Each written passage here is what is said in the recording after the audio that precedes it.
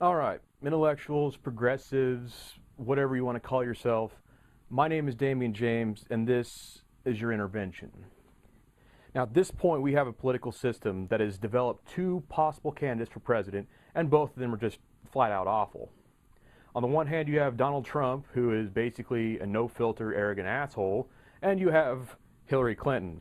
Now, a lot of you have said that this is an open and shut case, this is a slam dunk, this is an easy win, whatever. There's a problem with this. Nothing is as easy as it sounds. Never is. And as an intellectual myself, or pseudo-intellectual, because I'm not really sure what you're operating under, we need to have a talk about this because it's starting to be embarrassing.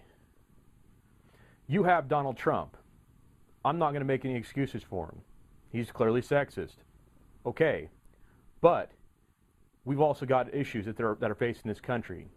And this election cycle was supposed to be about the issues.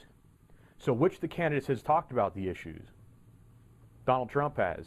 He's talked about border security, the problem with the military budget, how other countries that are benefiting from the U.S. military defending them haven't been paying in to provide for their own security. He's been talking about the jobless rate, how the unemployment rate is not exactly what it seems to be. The Department of Labor statistics are bullshit, that there are huge segments of the population that aren't being counted in this because they've given up on finding jobs, that their unemployment benefits have dropped off. Okay, so he's the one talking about all these issues, and he's a sexist asshole. What has Hillary done? And this is where it gets weird, because if you're going to be talking about or running on the issues, then you should probably focus on the issues, which is what Trump has done. But Hillary has avoided the issues entirely. She only picked up this whole, we're going to get good paying jobs back in America, once she realized that it was resonating with a lot of voters who are going to pick Trump. What else has she got? Well, let's see. I'm not figuring out what it is. That we're all going to hold hands and hug and the world's going to become one again, despite, okay, what is that actually addressing? That's a liberal pipe dream, and this is not dealing with the facts of the real world. So it's not really an issue, it's more of a, oh, we should just sit in a circle and sing Kumbaya because that will make all problems go away. ISIS seems to think, sure, go for it. We want you to do that. But what has she done? What has she campaigned on? I'm still wondering. I'm not Trump. That's her entire campaign. All of her attacks on Trump could be flipped back on her. Taxes. She did the same tax dodge situation that Trump did when he lost $1 billion of his own money. She says that he's not financially capable or responsible enough despite losing $6 billion of taxpayer money as the Secretary of State.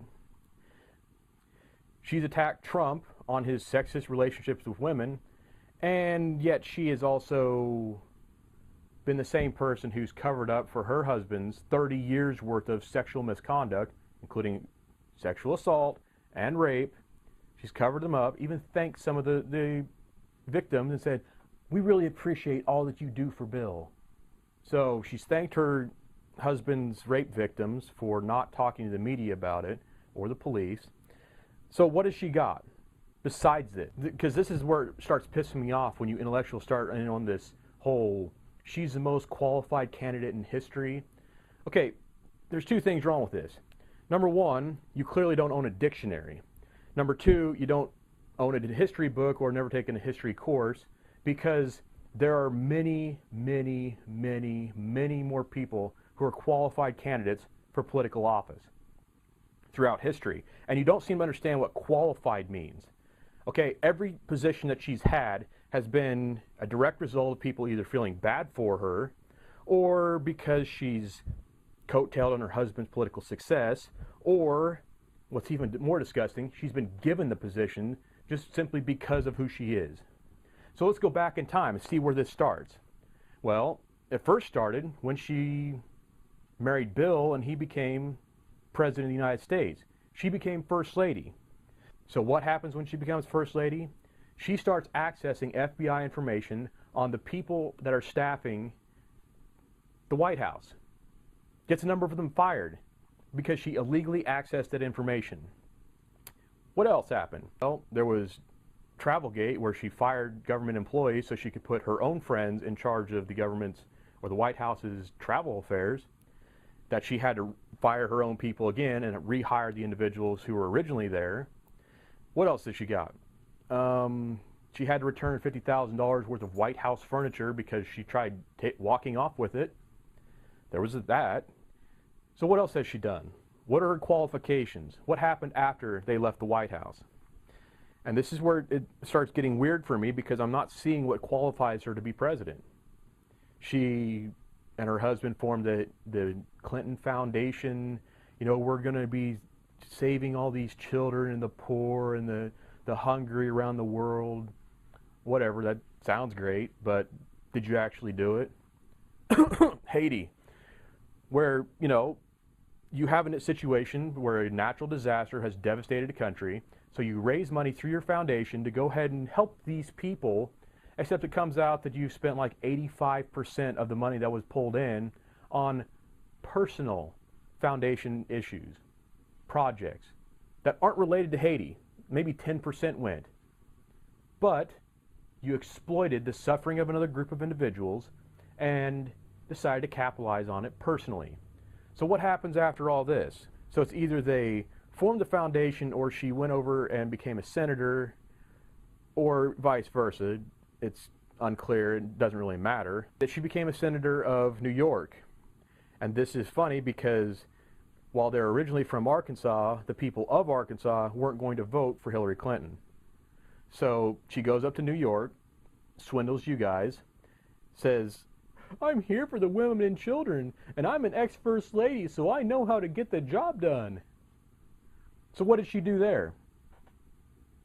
Well, see, despite being in the White House with Bill Clinton, knowing full well that the intel was absolutely perfectly clear that Saddam Hussein and Al-Qaeda were not good friends, that they were actively killing one another, then she decided to support the Iraq war despite having information on the inside that tells that there was no link between those two.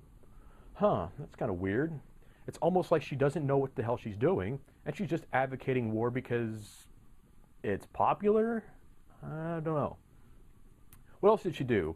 For a champion of women and children, she should have been pushing legislation to address poverty in this country, address unfed, unpaid mothers in this country, getting children educated. What did she do as senator? Chirp, chirp, chirp, chirp. Nothing. She helped rename roads. Ooh, such a qualified endeavor. Then what? What has she done after that?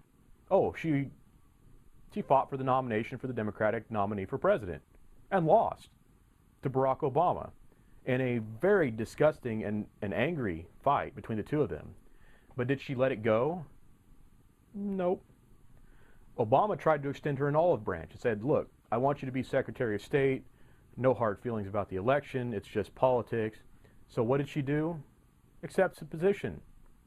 And he says, now before you do this, I want you to be clear with me that your foundation is not going to interact with the State Department, because this is going to look bad. It's going to look like a conflict of interest. It's going to make my administration look bad. So what did she do?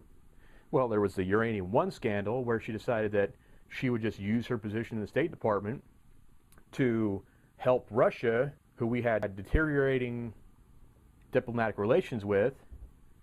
She got them access to uranium that's used for nuclear weapons. And the only reason this occurred is because a Russian company went ahead and donated a shitload of money to her foundation. And she's like, oh, you know what? This will be fine. This will be great.